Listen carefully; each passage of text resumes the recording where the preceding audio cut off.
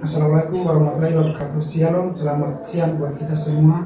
Sebelum saya masuk materi, sebelum itu saya perkenalkan nama saya Supinus Anambani, NIM A1 N117119, jurusan Pendidikan Sejarah Peminatan IPS, Fakultas Keguruan dan Ilmu Pendidikan Universitas Alumni Provinsi Sulawesi Tenggara. Mata kuliah ini pendidikan instruksi. Jadi tema yang saya bawakan pada kesempatan hari ini letaritas mental atau mental letaritation. Jadi di sini beberapa poin. Yang pertama, poin A definisi, poin B karakteristik, poin C beban dan pencegahan, poin D identifikasi dan aset, poin E pendekatan dalam pembelajaran. Definisi. Definisi letaritas mental adalah gangguan perkembangan otak dan ditandai dengan nilai di bawah rata-rata orang normal dan kemampuan untuk melakukan keterampilan sehari-hari. Letaritas mental juga dikenal dengan nama gangguan intelektual. Terjadinya gangguan pada kondisi atau perkembangan otak menjadi penyebab seseorang menderita letaritas mental. Terdapat berbagai derajat. Letaritas mental mulai dari ringan hingga sangat berat. Kemampuan integrasi biasanya diukur dengan menggunakan skor. Seseorang dikatakan mental apabila didapat skor 1,70. Karakteristik letaritas dikarakteristik dengan tingkat di bawah 70 sampai 75. Reduksi penderita terletardasi mental pada laki-laki lebih tinggi. Letardasi mental dapat disebabkan oleh aspek biologis dan mencakup gangguan kromosom dan genetik ini keturunan. Jadi keturunan merupakan salah satu bentuk letaritas mental berat dan terkaitan dengan usia saat hamil. Penelitian ini menggunakan rancangan diskriminatif dengan jumlah sampel sebanyak 50 orang dan diambil dengan teknik random sampling.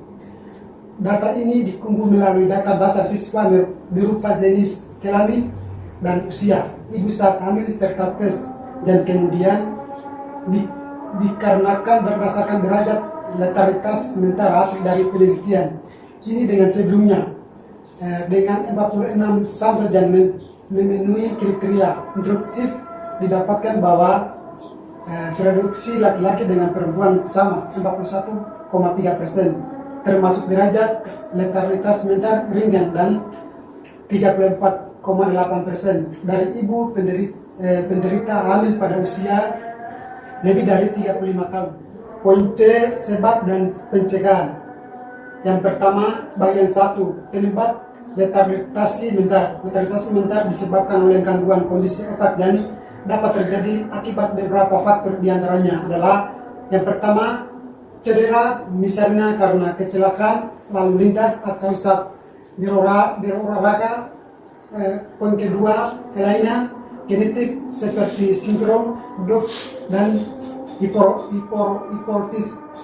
hipordisme. Poin ketiga, menderita penyakit yang mempengaruhi fungsi otak seperti infeksi pada otak, misalnya meningitis atau tumor otak.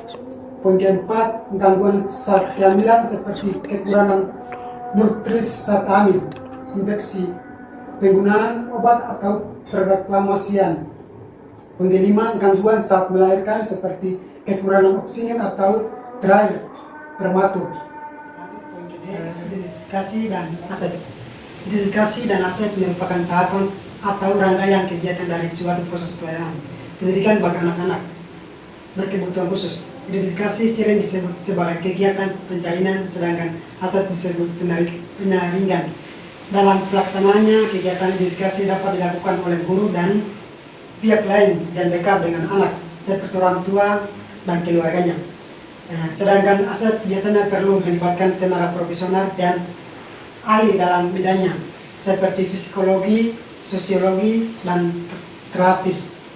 Sementara itu, secara khusus, Mitrogin dan Levis, Sunardi dan Sunarjo 2007 menjelaskan bahwa aset pendidikan anak berkelainan adalah proses pengumpulan informasi yang relevan dengan kepentingan anak dan dilakukan secara sistematis dalam rangka pembuatan keputusan pencagaran atau layanan khusus. Tujuan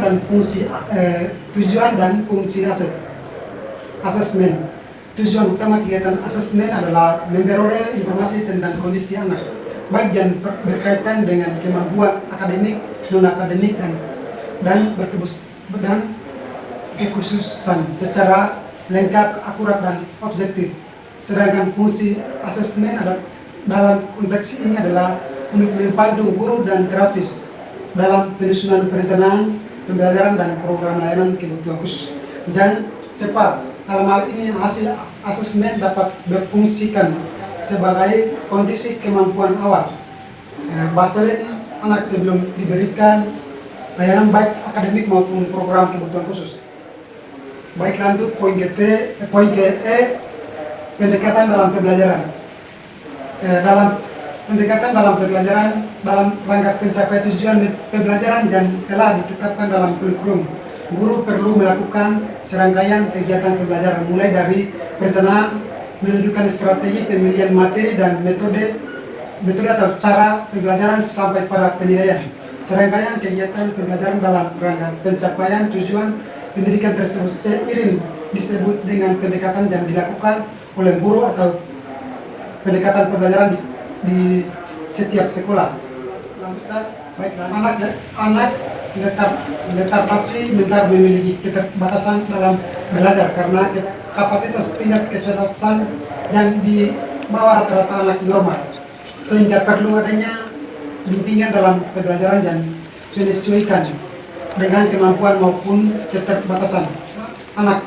Lethargi mental dapat diambil kesimpulan bahwa layanan bimbingan belajar bagi anak lethargi mental merupakan proses bantuan yang diberikan oleh guru kepada siswa. Lethargi mental yang mengalami masalah-masalah dalam belajar dikarenakan kemampuan inteligensi di bawah rata-rata anak normal.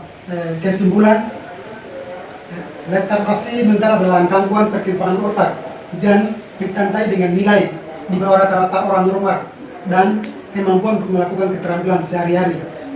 Lethargi mental juga dikenal dengan nama gangguan intelektual. Terjadinya gangguan pada kondisi atau perkembangan otak menjadi penyebab seseorang menderita. Lethargi mental terdapat berbagai derajat. Lethargi mental mulai dari ringan hingga sangat berat. Kemampuan inteligensi biasanya diukur dengan menggunakan skor. Seseorang dikatakan lethargi mental apabila dipati skor 70%. Itulah kesimpulan saya sampai di sini. Sekian dan terima kasih. Assalamualaikum warahmatullahi wabarakatuh. Shalom, selamat siang.